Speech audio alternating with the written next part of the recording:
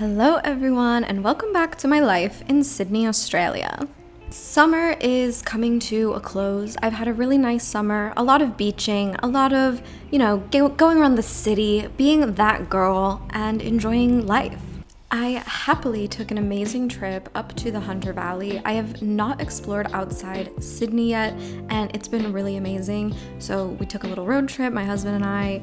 There were kangaroos everywhere. We stayed in the nicest place. It was just the cutest hotel, boutique hotel. So basically what we did was a lot of hanging out, dining, drinking wine, and swimming. So yeah, ideal vacation, honestly, for me. If you didn't know, I'm obsessed with swimming. But yeah, it was just a really nice time away. And then it was time to get back home to Sydney, to my normal routine, doing yoga, making my little meals, working from home, doing my thing, making content for you guys. That's really what is honestly the most important to me.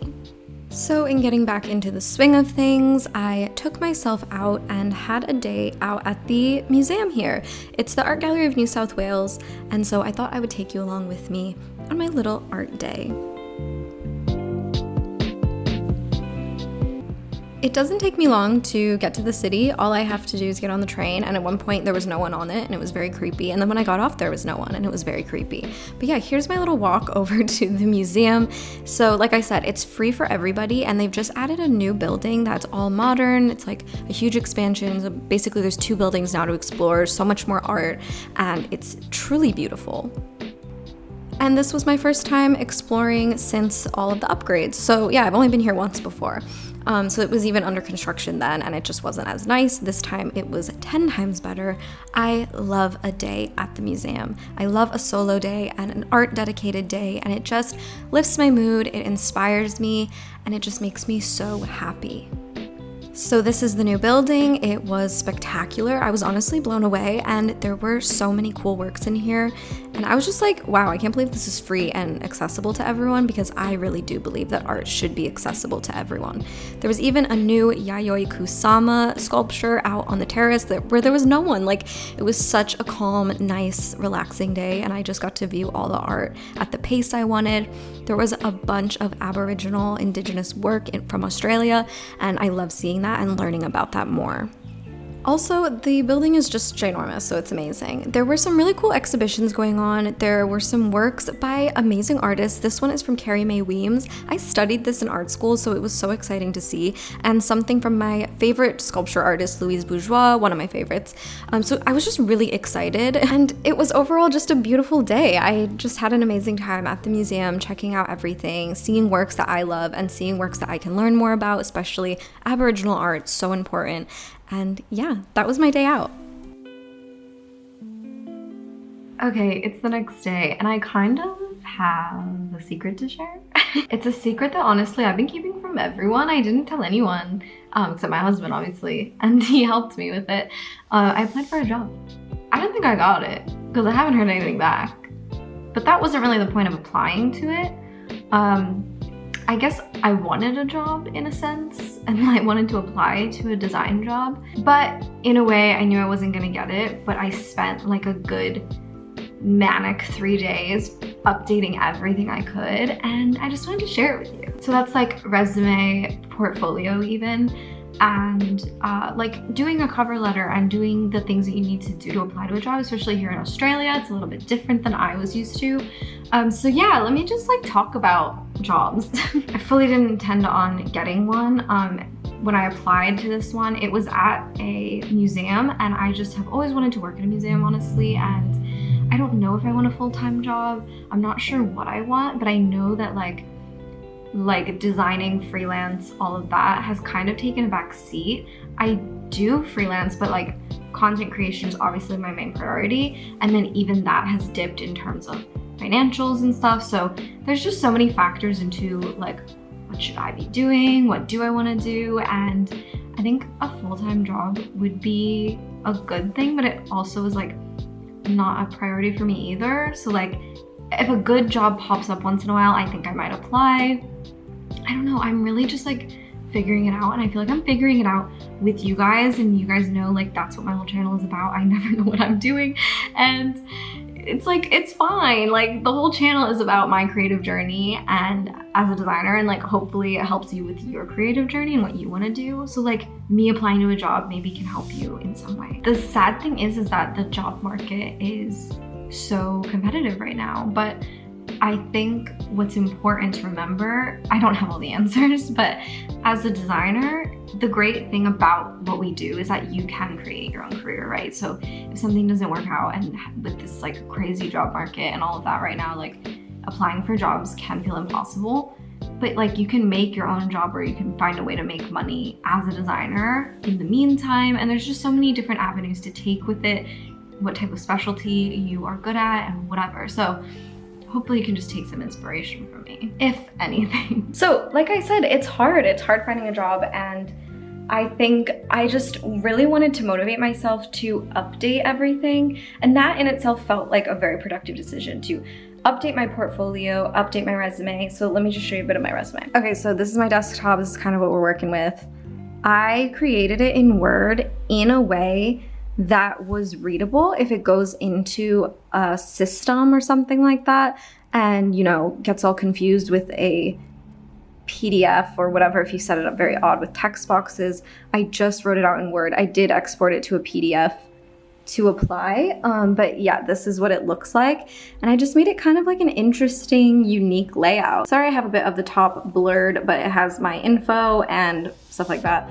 And then I have a little bio, which in Australia that's important to have on a resume, and you have a resume that's like 2 pages, like it shouldn't just be 1 page, it should be over 1 page. So I have that, and then I have my education, and then my employment history, which I have just basically broken down into a few bullet points, like 3 to 4 bullet points for each employment job. And yeah, with mine, it's just such an odd situation. Like I just feel like I'm so all over the place, because like I was just like freelancing and, you know, working on as a YouTuber, like that's kind of hard to express, but I feel like I expressed it very well, where I'm like discussing the brands I've worked with and like the level I've worked at, like working with Adobe and collaborating, and I feel like that looks impressive, and it is impressive, honestly. So like I forget how far I've come as a designer and how I actually do have experience. I feel like last time I made a resume,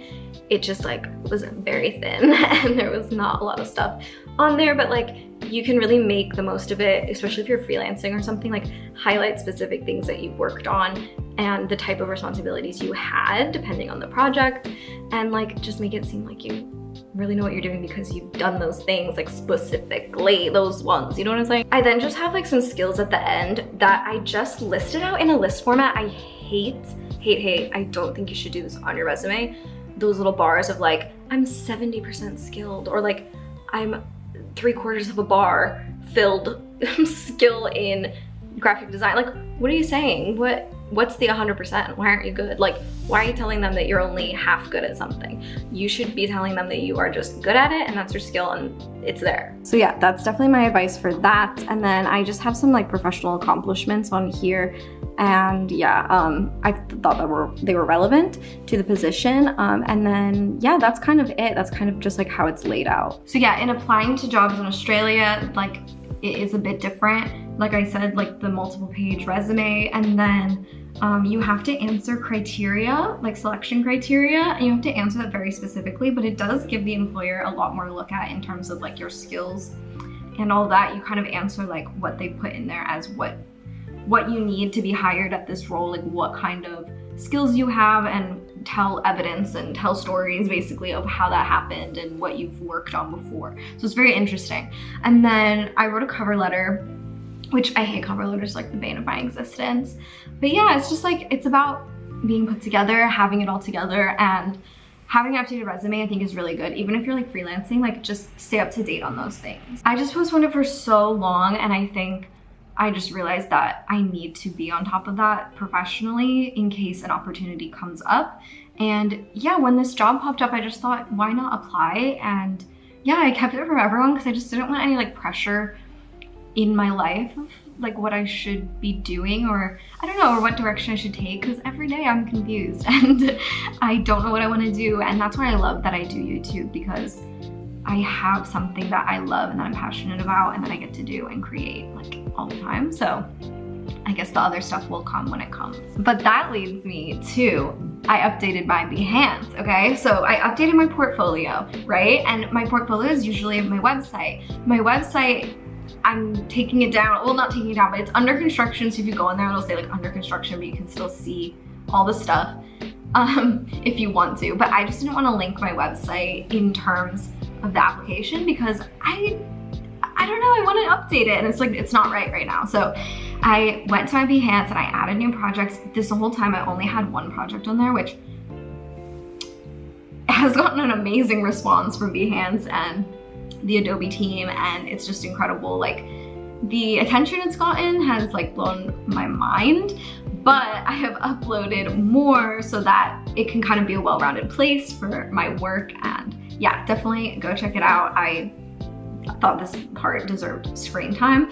So yeah, I added that all together and it just looks really good to me. Like, I found some photos from Adobe stock and kind of incorporated them into the branding so that I could add more to it. And I definitely want to work on that like in my videos. So if you do want like more in-depth projects, like kind of case studies and putting them up on my Behance, like projects, how to present your work, we can talk about that more. Let me know. And yeah, guys, like, this is so much fun and the Behance profile just came together. Like, I literally did all of this in like 3 days, and I wrote a cover letter and I rewrote my resume that I haven't updated like in years, and everything's just up to date now, and I think that's really good. It's a good thing. So hopefully this can just kind of offer some advice in some ways. Like I said, I don't have all the answers. The job market is like insane, and I'm in Australia now, not in the US, so it's a little bit different. Obviously I pay attention to what's going on in the US, and a lot of my life is there still. I'm just not physically there.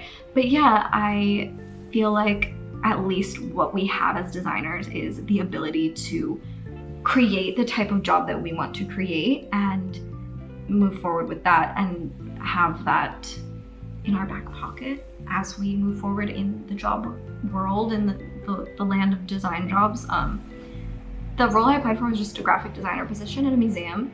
So yeah, sometimes you're just not right for every role. And like, I think what I've created here with my resume is a really, really better version of what I've had in the past. Let me know if you like know anything about resumes, what I can improve on just from first glance looking at that.